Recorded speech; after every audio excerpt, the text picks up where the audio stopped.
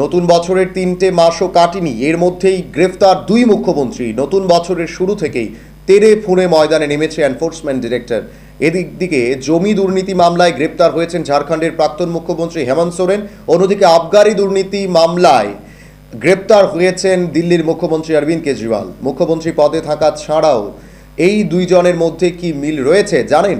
দুইজনের গ্রেপ্তার হয়েছেন, দুজনকেই গ্রেপ্তার করেছেন একই ইডি আধিকারিকের হাতে। এনফোর্সমেন্ট ডিরেক্টরেট অতিরিক্ত ডিরেক্টর কপিল রাজ তিনি বৃহস্পতিবার রাতে 10 জন আধিকারিককে নিয়ে দিল্লির মুখ্যমন্ত্রীর হাতে বাড়িতে হানা দেয়।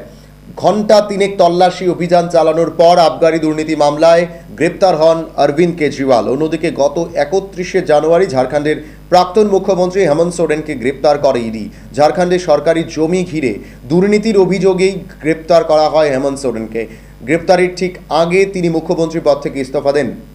সোরেনের গ্রেপ্তারিও করেছিল ইডির স্পেশাল ডিরেক্টর কপিল রাজ। গ্রেপ্তারির আগে 48 ঘন্টার জন্য উধাও হয়ে গিয়েছিলেন মুখ্যমন্ত্রী হেমন্ত সোরেন। উধাও হয়ে যাওয়া নিয়ে বিভিন্ন রকম নাটক মঞ্চস্থ হয়েছিল। তবে শুধু ইডি আধিকারিক নয়, আরও একটি অদ্ভুত মিল পাওয়া গিয়েছে অরবিন্দ কেজরিওয়াল ও হেমন্ত সোরেনের মধ্যে।